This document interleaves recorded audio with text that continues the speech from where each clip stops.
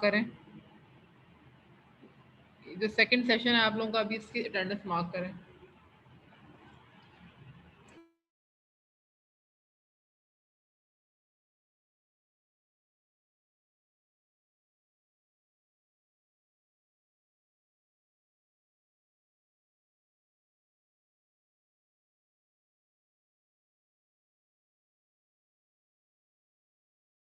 अच्छा, मैंने कहा इस पॉइंट को क्लियर कर रहे हैं। अभी जो क्लोज लूप की डिस्कस कर रहे थे भी, कैनोनिकल फॉर्म, उस पॉइंट को क्लियर करने के बाद हम लोग इस लेक्चर को एंड करेंगे।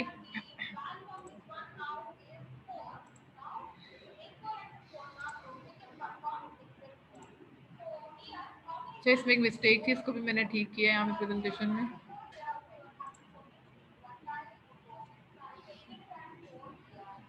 अच्छा, अभी इसको देख रहे थे हम लोग, taking time.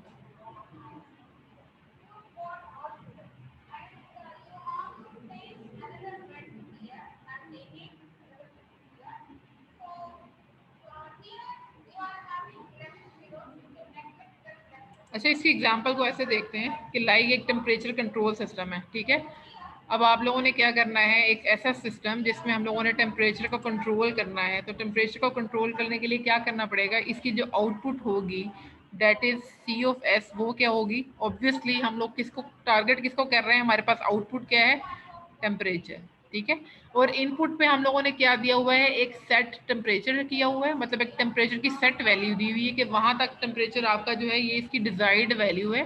C of S एक आउटपुट आ रही है जिसको हम लोगों ने इसके साथ कंपेयर करना है एक सेट टेम्परेचर के साथ, और इन दोनों में डिफरेंस देखते जाना है और इसको इस वैल्यू तक लेके आना है, डिजायर्ड वैल्यू तक। अच्छा, अब ये हमारे पास क्या होता है, जो बेसिकली फीडबैक एलिमेंट है, ये हमारे पास होता है कोई भी सेंसर। अब ये एक टेम्परेचर है, अब ये टेम्परेचर जो है वो हमारे पास क्या है, तो यहाँ पे हमारे पास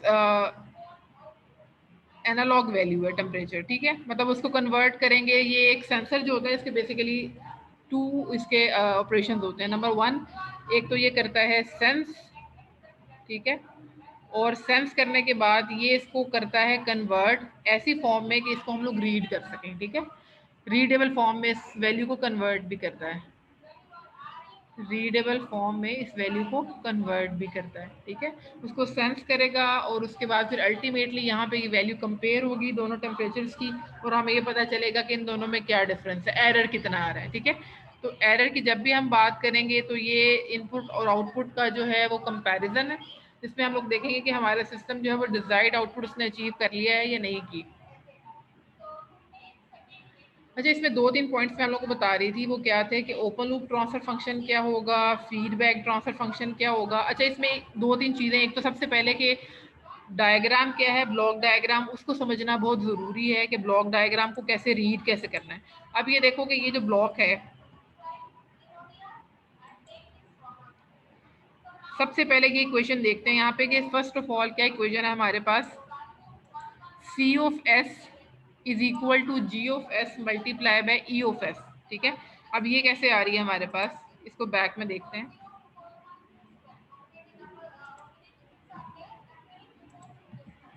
ये देखें, ये अब क्या है, क्या बता रहा है ये, हेयर सी ऑफ एस किसके इक्वल है, ये देखें यहाँ पे सी ऑफ एस कहाँ से आ रहा है, ये इस ब्लॉक की आउटपुट है और इसकी इनपुट क्या आ रही है, ई ऑफ एस, ठीक है। और सी ऑफ एस किसके इक्वल है, C of S is equal to E of S multiply by G of S, ठीक है।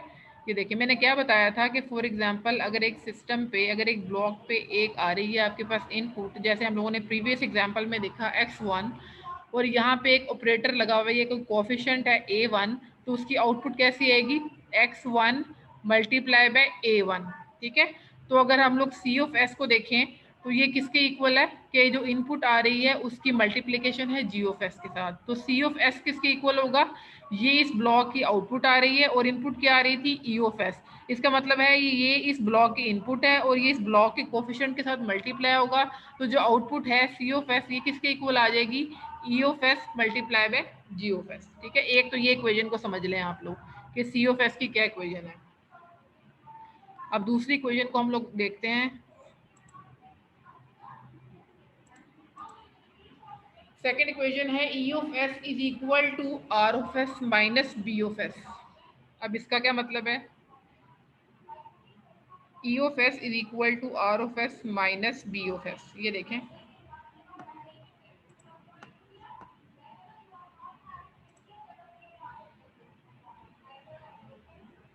अब ये है एक समिंग ब्लॉक, समिंग ऑपरेटर लगा हुआ है जिसमें हमारे पास दो इनपुट्स हैं।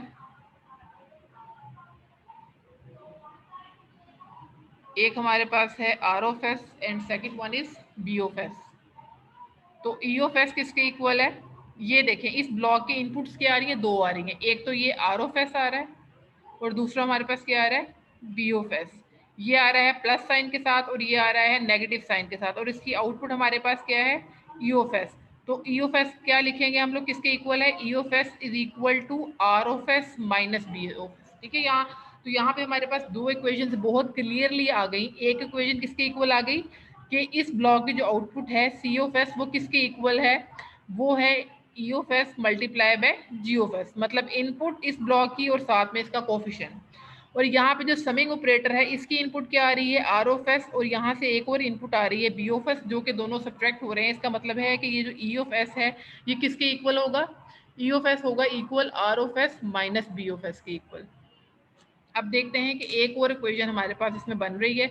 तो सबसे पहले हम लोगों ने इन इक्वेशंस को फाइनलाइज करना है।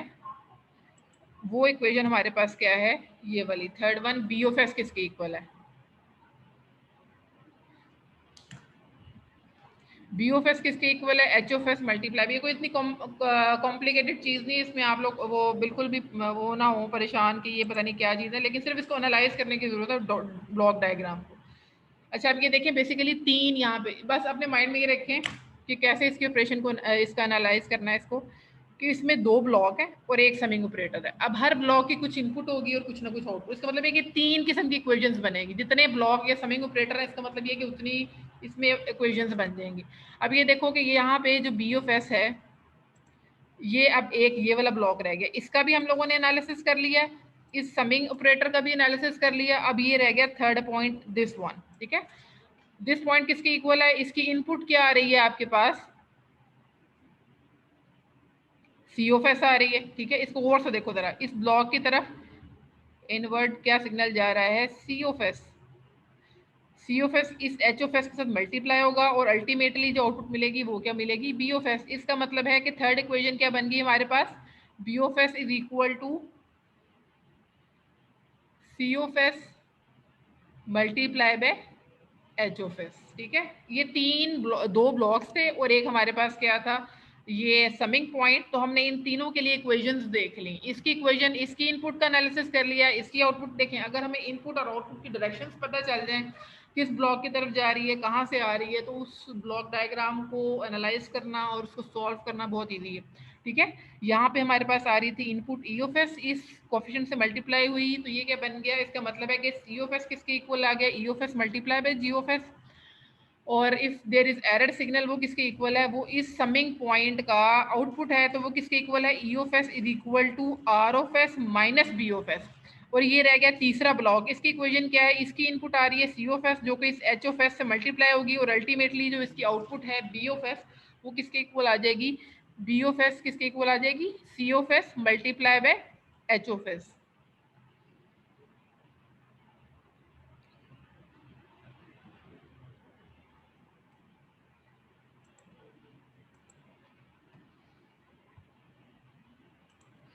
अच्छा, ये थोड़ा सा ना, ये इसमें फाइनली ये एक इक्वेशन है जिसको हम लोगों ने ड्राइव करना है इन तीनों इक्वेशंस के थ्रू। ये जो एक्सप्रेशन है ना, इट इज़ वेरी इंपॉर्टेंट। ठीक है, तो जब भी हम लोग क्लोज लूप या फीडबैक में क्लोज लूप को सॉल्व करेंगे, तो हम लोगों ने हमेशा इस रिलेशनशिप को याद रखना है। This is the ratio of output to the input. हमें क्या बताया कि ट्रांसफर फंक्शन क्या होता है? ट्रांसफर फंक्शन जो है बेसिकली क्या कर रहा होता है? आउटपुट को अगर जनरली बजाय इसके कि हम लोग अलग अलग से एनालाइज करें, तो आर ऑफ एस जो है वो इसकी इनपुट है और सी ऑफ एस क्या है? आउटपुट है। अगर हम लोग एक कंप्लीट ट्रांसफर फंक्शन देखें from output to the input, C of S divided by R of S, तो इसकी इक्वेशन है is equal to G of S divided by 1 plus G of S multiply by H of S. अब इसको कैसे solve किया है? First of all हम लोगों ने देखी ये इक्वेशन, ये होगी इक्वेशन नंबर 1, ठीक है। दूसरे ब्लॉक की इक्वेशन नंबर ब्लॉक 2 थी, ये होगी। जो थर्ड इक्वेशन है यहाँ पे आप लोग लिख लें साइड में, वो कि किसके इक्वल है, B of S is equal to H of S C of S, ठीक है। ये आ गई है। यहाँ पे हम लोगों ने इस बी ऑफ एस की वैल्यू पुट कर दी इसमें, ठीक है। यहाँ पे बी ऑफ एस की वैल्यू पुट कर दी, तो ये आ गई इक्वेशन नंबर 3। अब हम लोगों ने क्या करना है, अब इस इक्वेशन को हम लोगों ने ऐसे सिंप्लीफाई करना है कि इसमें से ई ऑफ एस एलिमिनेट हो जाए। अब क्या करेंगे कि ये जो ई ऑफ एस की वैल्यू है ये वाली, इसमें ये लिख दें substitute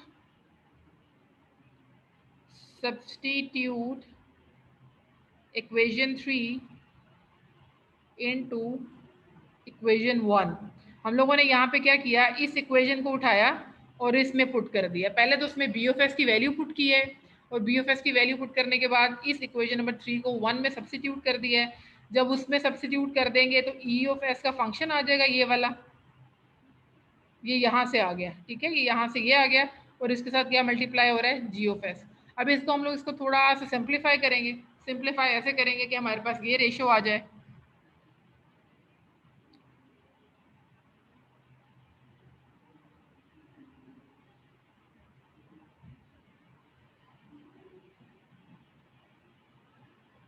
ji of S R of S. इसको सॉल्व कर लेंगे, दोनों को सब मल्टीप्लाई कर देंगे, G of S H of S C of S, ठीक है। तो यहाँ से हम लोगों ने क्या करना है, इसको ले जाएंगे यहाँ, ठीक है। सी ऑफ एस वाले सारे कंपोनेंट्स को कर देंगे इकट्ठा, C of S plus D of S H of S C of S is equal to G of S, और यहाँ पे आ रहा था आर ऑफ एस। अब हम लोग क्या कर सकते हैं, इसमें से कॉमन ले लें सी ऑफ एस को, इसमें से ये जो मैंने इक्वेशन लिखी है इसमें से आप लोग कॉमन ले लेंगे, तो ये क्या आ जाएगा, 1 प्लस, सॉरी ये नहीं आएगा, इसमें आएगा 1 plus G of S H of S, और ये हमारे पास आ जाएगा G of S R of S, ठीक है।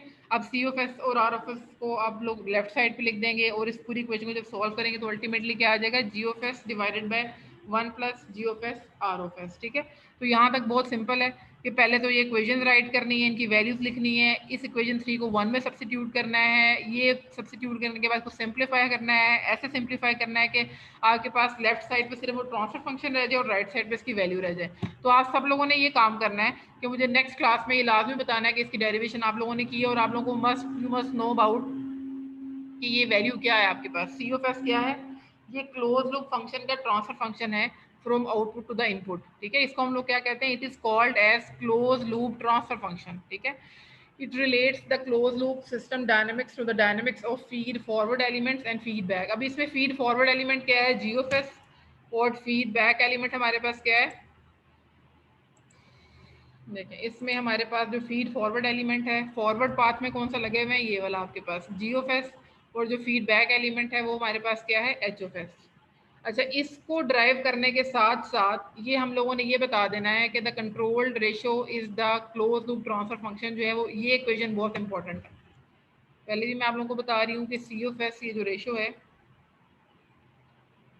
C of S divided by R of S is equal to G of S divided by 1 plus negative G of S H of S, ठीक है।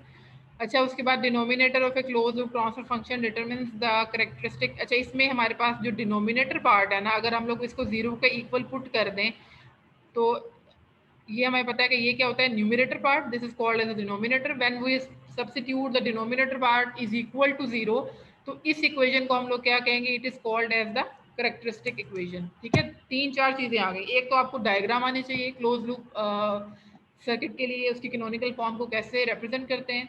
सेकेंडली, उसमें हम लोगों ने different equations को drive किया, और एक उसका जो मेन ट्रांसफर फंक्शन है क्लोज लूप सिस्टम का, वो हम लोगों ने ड्राइव किया। और उसके बाद हम लोगों ने देखा कि अगर इस क्लोज लूप ट्रांसफर फंक्शन में उसके डिनोमिनेटर पार्ट को 0 के इक्वल पुट कर दें तो उसको हम लोग क्या कहते हैं, that is called as the characteristic equation.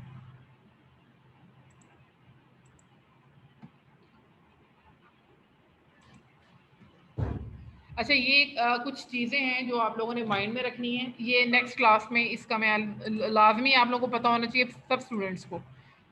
ये 6-7 चीज़ें हैं।